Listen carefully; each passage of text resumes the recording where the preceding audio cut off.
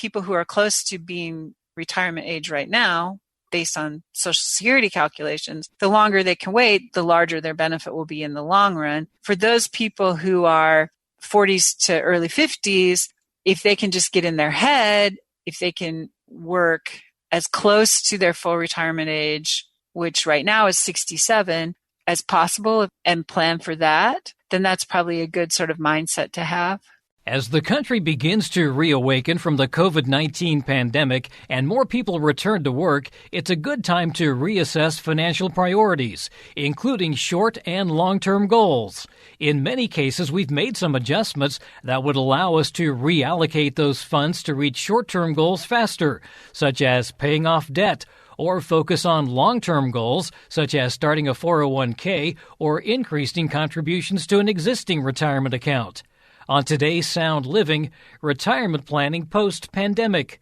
Sound Living is a weekly public affairs program produced by Research and Extension at Kansas State University. I'm Jeff Wichman. The U.S. workforce is comprised of early, mid, and late career workers. As a result, financial goals differ. K-State Research and Extension Resource Management Specialist Elizabeth Kish was a recent guest on the Extension Files podcast, produced by K-State Research and Extension. As part of the conversation, Elizabeth told co-host Jason Hackett that the latest retirement data shows that people think they'll retire later than they actually do. Every year, the Employee Benefit Research Institute does a retirement confidence survey, and they just released the 2020 data or their findings, and it's quite interesting. They ask workers and they ask retirees, for example, realistically, at what age do you expect to retire, and how old were you when you retired? And the median age, workers say they expect to retire at 65, but the median age of current retirees when they retired was actually 62. So workers tend to say they're going to retire at older ages than people actually do retire. So people who have retired actually retire younger. And so even with this current economic situation, I don't expect that to change a lot. But while there is a Bureau of Labor Statistics research definition of retirement, retirement also has a very personal meaning. And so if the researchy definition is, you don't work for pay at all and you collect retirement benefits, but in everyday life, there are many workers who would tell you they're retired and maybe they collect some retirement benefits, but they also might work some. So retirement is kind of a state of mind as well as an economic or a labor force definition. So a lot of people do end up working for pay in retirement. The role of some of these different types of income sources in retirement, and that's the Retirement Confidence Survey. 35% of workers said that Social Security would be a major source of income in retirement in the 2020 survey, whereas 64% of retirees reported that Social Security was a major source of income in retirement. So workers think that their workplace retirement savings plans will be a major source. 51% of them said it would be a major source of retirement income, whereas people who are actually already retired say that it's only 21%.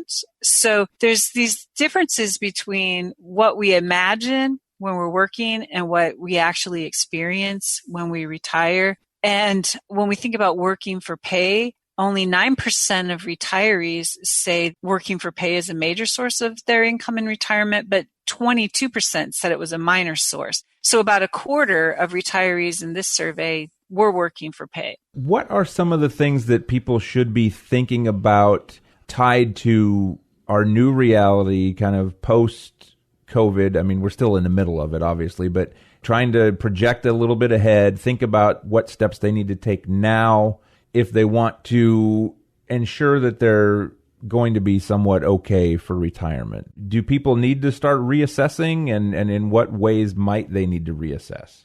Well, it's always good to reassess, and I guess this is just like a full stop reassess, right? This is more like a mandate, reassess. I think definitely look at what you already have, what you're already putting aside for retirement, either through your employer, or if you don't have employer provided retirement funds, then what you can do on your own. If you do have employer provided, we say this all the time, but I think this really still makes sense.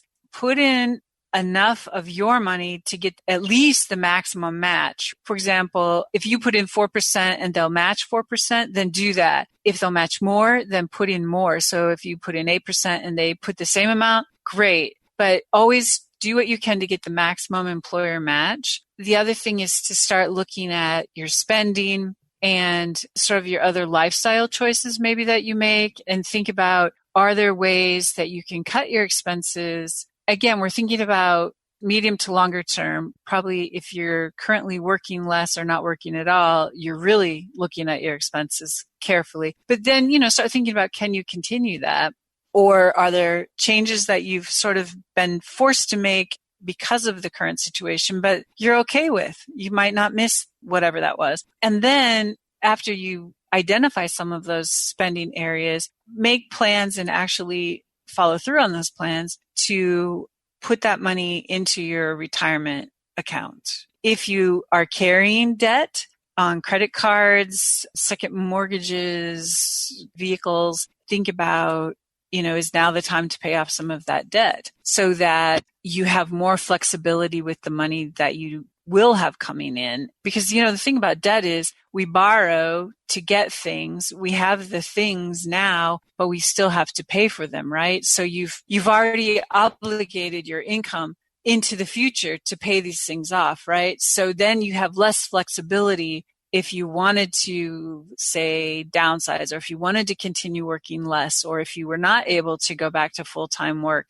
but you still have these financial obligations that you have to meet from decisions. So as you look at your spending, consider increasing what you're putting aside for retirement and also accelerate your debt repayment. Another thing to think about is, how much house do you need, really? And I know probably people, especially people with kids and multiple pets, and, you're probably like, I need a much bigger house. But if people are not home all the time, maybe you don't need a bigger house. Or if you're, starting to think about retirement and starting to think about downsizing, maybe if you're in your 40s or early 50s and you're starting to see this quote unquote empty nest ahead of you, start thinking about, what is it?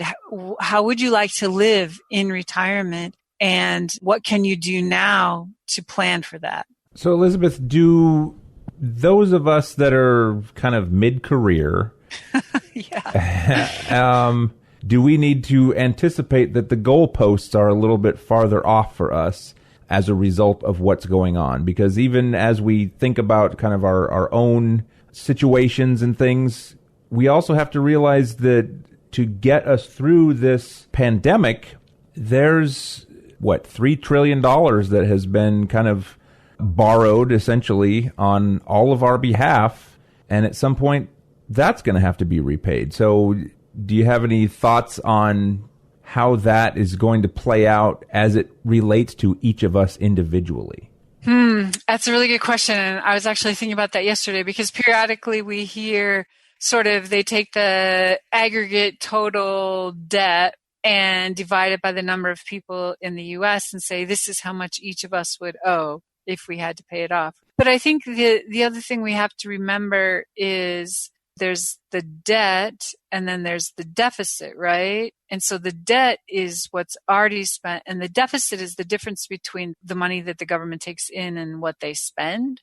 Just like in a household, right? When you make your budget and you put debt repayment as an item on your budget, so you have your first item is savings and your second item is debt repayment, and then it's all your living expenses, you budget for it and you start paying it off. But if you continually spend more than your income, then you're not saving and you're only making minimal debt payments. So that becomes an issue. So I think, again, it remains to be seen, because for several years, not so long ago, we still had a debt, but the federal government was not operating at a deficit and was actually making payments on the debt. And so the debt was getting smaller. One thing, when you mentioned that the goalposts might be moved further, recognizing that Social Security benefits, in best case scenario, are not a person's only source of retirement income, but this idea about some people still are not aware, so I think it bears repeating, that there has been a change in full retirement age, right? So we used to think of full retirement age as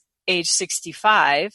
And for some people, that's still the case. But just so we're clear, Congress did change the law to gradually raise the retirement age for people because the good news is we're living longer and we're generally healthy, right? So it gradually raises by a few months for every birth year until it reaches 67 for people born in 1960 or later. And so people who were born in 1960 are now going to be 60 years old. So a lot of people know that the youngest age you can claim retirement is age 62.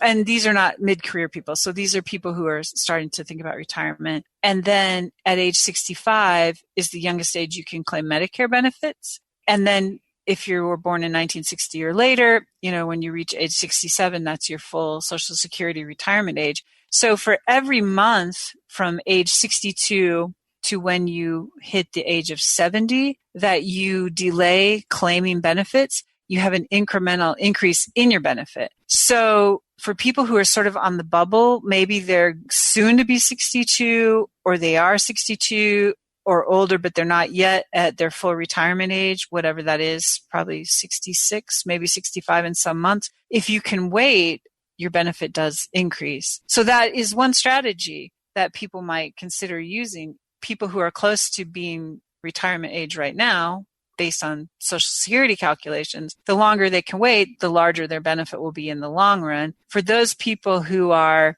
40s to early 50s, if they can just get in their head, if they can work as close to their full retirement age as possible and plan for that, then that's probably a good sort of mindset to have.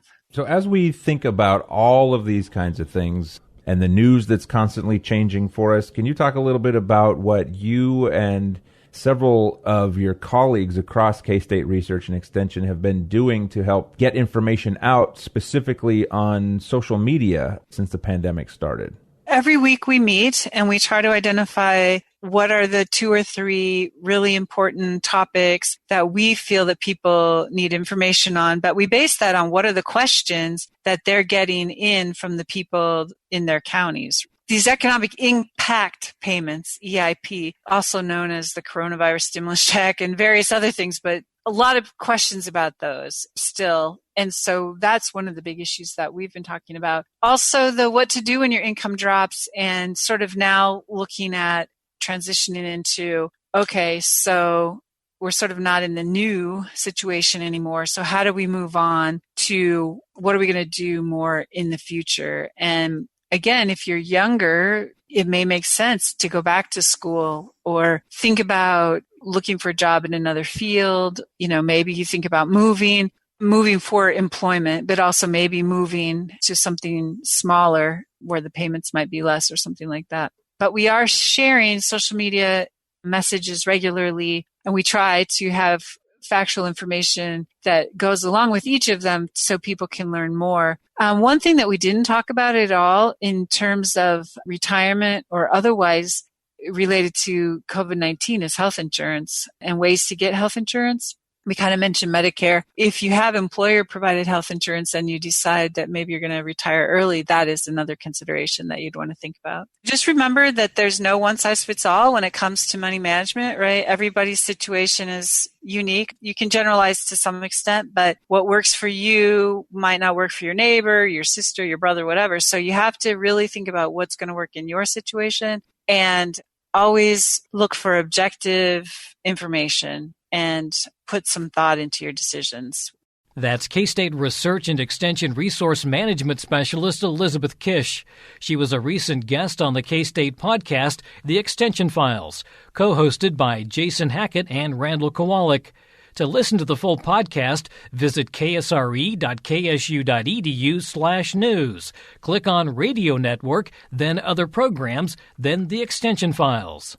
Sound Living is a weekly public affairs program produced by Research and Extension at Kansas State University. I'm Jeff Wichman, and this is the K-State Radio Network.